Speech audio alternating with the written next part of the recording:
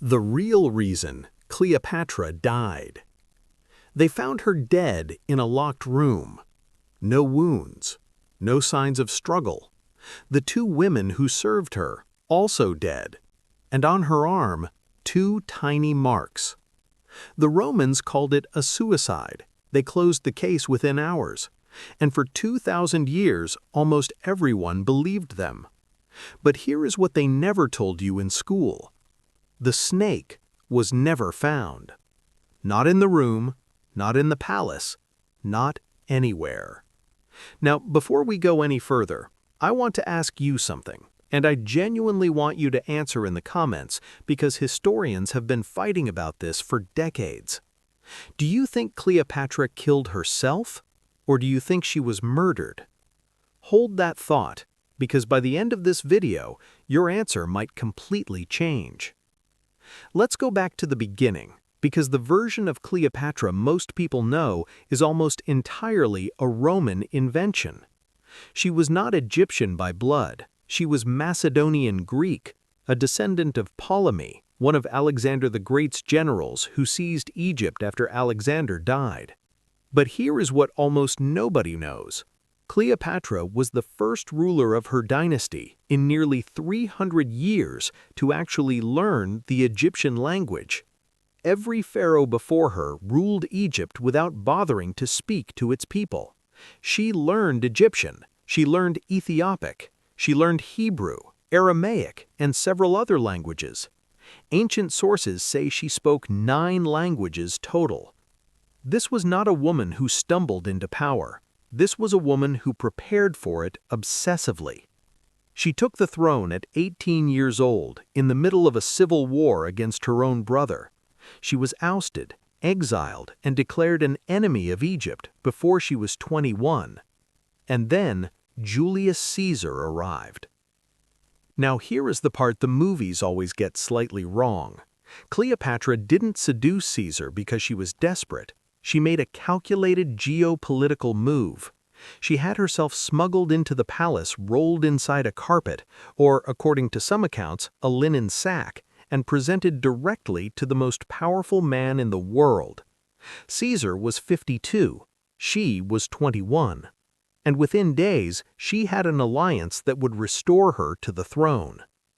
Was she attracted to Caesar? Probably. But attraction and strategy are not mutually exclusive. She needed Rome, and she was going to get it. After Caesar was assassinated in 44 BC, and we've done a full video on that if you haven't seen it, the power vacuum left Cleopatra exposed again. Rome was being torn apart between two men, Mark Antony and Octavian, Caesar's adopted son. She chose Antony. And this is where the story gets complicated. Antony and Cleopatra's relationship has been romanticized for 2,000 years. Shakespeare wrote an entire play about it. Hollywood made it into one of the most expensive films ever produced. But strip away the romance, and what you have is a military and political alliance between two people who were both ultimately fighting for survival. Together, they controlled Egypt's enormous wealth and a significant portion of Rome's eastern territories. Together, they had 3 children. And together, they made one catastrophic miscalculation. They underestimated Octavian. Octavian, who would later rename himself Augustus and become the first Roman emperor, was not a brilliant general. He was actually quite a poor battlefield commander. But he was one of the greatest political operators in the history of the ancient world, and he understood something that Antony never did. The real war wasn't fought with armies, it was fought with public opinion. While Antony was living lavishly in Alexandria, Octavian was back in Rome painting him as a traitor. He published Antony's will, possibly forged, possibly genuine, historians still disagree, which allegedly said Antony wanted to be buried in Egypt alongside Cleopatra. To Romans, this was an act of cultural betrayal. It was the propaganda masterstroke that turned Roman public opinion against Antony for good. By 31 BC, war was inevitable. The Battle of Actium was supposed to be Antony and Cleopatra's decisive moment. They had a larger fleet, they had a powerful army, and then, in one of the most debated decisions in ancient military history, Cleopatra's ships suddenly withdrew from the battle. Why? Nobody fully agrees. Some ancient sources say she lost her nerve. Others suggest she saw the battle was already lost and was protecting Egypt's treasury, which was aboard her ships. Some modern historians believe it was a prearranged signal that she and Antony had agreed that if the battle turned, they would preserve their forces for a defense of Egypt. Antony followed her, and in doing so, abandoned his own army. His soldiers, seeing their general flee, surrendered. The war was effectively over. Here is where the story the textbooks tell you starts to fall apart. After Actium, Cleopatra did not give up. She did not panic. She began negotiating with Octavian directly. She sent him gifts. She sent him her crown. She may have offered to abdicate in favor of her children. Octavian responded with what appeared to be favorable terms. He sent his envoy Thyrsis to meet with her in Alexandria, and ancient sources suggest the meetings went well. But here is what Octavian never said out loud. He needed Cleopatra alive for now and dead before his triumph. Let me explain what a Roman triumph was, because this is the key to everything. When a Roman general won a great war, he was given a triumph, an enormous public procession through the streets of Rome. The defeated enemy would be paraded in chains before the Roman people. It was the greatest honor Rome could give, and Octavian desperately needed one because his own military record was embarrassing. He had been sick during several battles and was widely known to have let his generals do most of the actual fighting.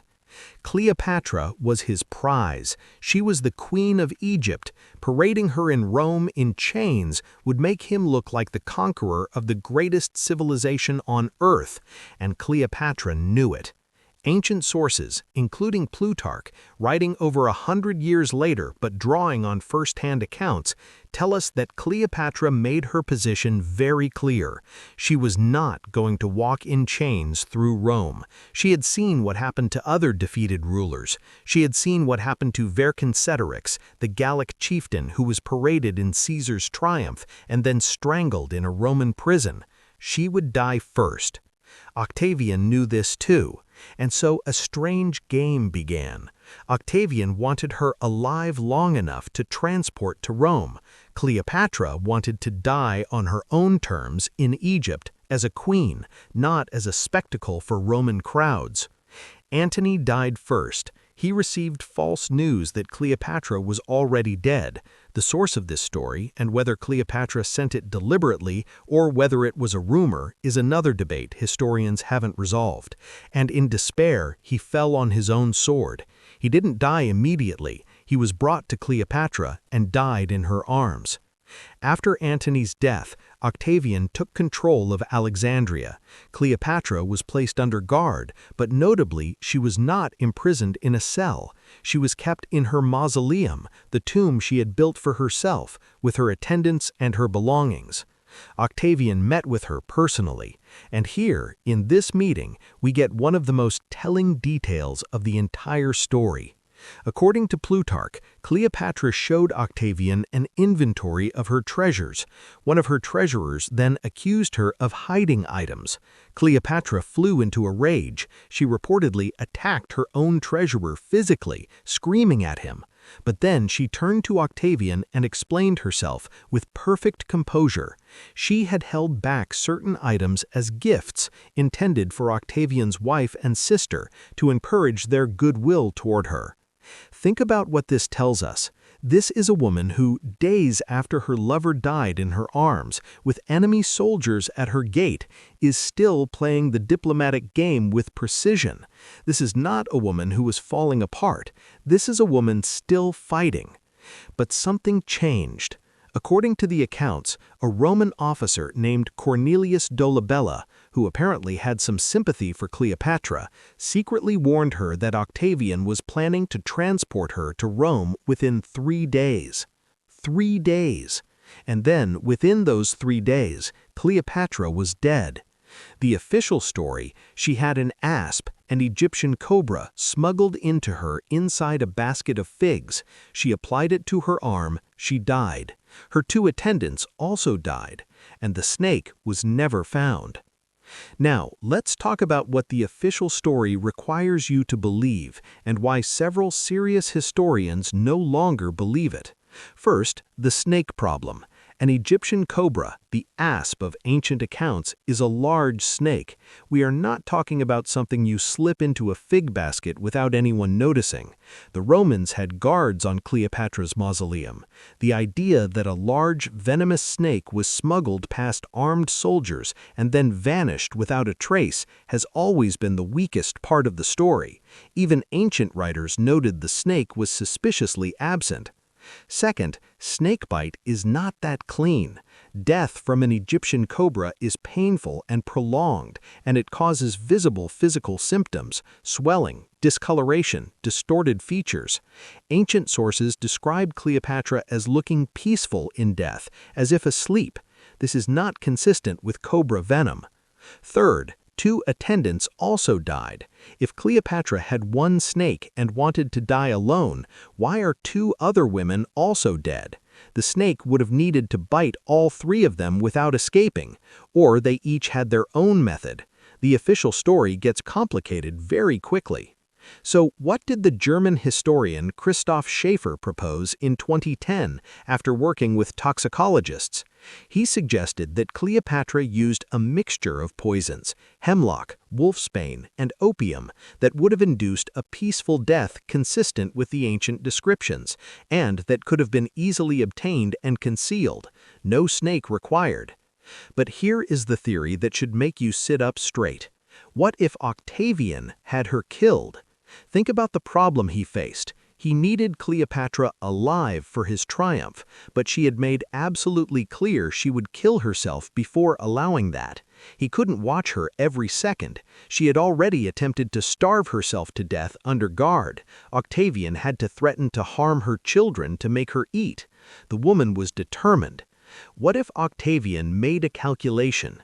What if he decided that a Cleopatra who died in Egypt, supposedly by her own hand, was actually more useful to him than the chaos of trying to keep her alive through a transport to Rome, knowing she would find a way to die before the triumph anyway?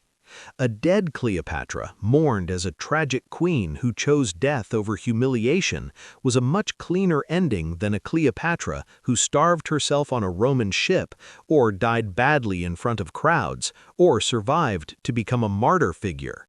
He could still have his triumph. He paraded an effigy of her, a statue with a snake on the arm, through Rome instead. He got the imagery without the complications. And he got Egypt, the richest territory in the ancient world, folded cleanly into his empire with no living heir of Cleopatra's bloodline to threaten him. He killed Caesarion, Cleopatra's son by Julius Caesar, almost immediately after her death, the last obstacle to absolute power. Removed. Octavian had every motive, he had access, he had the means to make it look like suicide, and he had absolute control of the narrative. Here is what I want you to think about as we close. Everything we know about Cleopatra's death was written by Romans, the victors, the people who had the most to gain from a particular version of events. Octavian went on to become the most powerful man in the history of the Western world. He controlled what was written. He controlled how history remembered him and how history remembered her. He needed her to be a cautionary tale, a foreign queen who bewitched Roman men and met a tragic end, not a brilliant strategist who outmaneuvered Rome for 20 years, not a woman who spoke 9 languages and ran one of the most sophisticated governments of the ancient world, not someone who might have been murdered by the man history calls the Great Augustus. The snake story is almost perfect. It's cinematic, it's symbolic, the serpent of Egypt devouring its own queen. It reads like something a very clever propagandist would invent. 2,000 years later, we still don't know the full truth. The room was locked, the witnesses were dead, and the man with the most to gain controlled every word that was written afterwards. What we do know is this. Cleopatra was 39 years old. She had survived exile, civil war, the assassination of Julius Caesar, the collapse of Mark Antony, and a Roman invasion. She had ruled Egypt for 21 years. She had kept her kingdom alive longer than almost anyone could have managed. And in the end, whether she chose death herself or whether it was chosen for her, she denied Octavian the one thing he wanted most. She never walked in his triumph. He had to parade a statue instead. So I'll ask you again, and I genuinely want to know what you think after everything you just heard. Did Cleopatra kill herself, or was she murdered? Drop your answer in the comments, and if you've heard a theory I didn't cover, I want to read it. Some of the most interesting history I've found has come from this comment section. If this video changed how you think about Cleopatra, or how history is written by the winners, share it with someone who thinks they already know this story, because they don't, not the full version. I'll see you in the next one.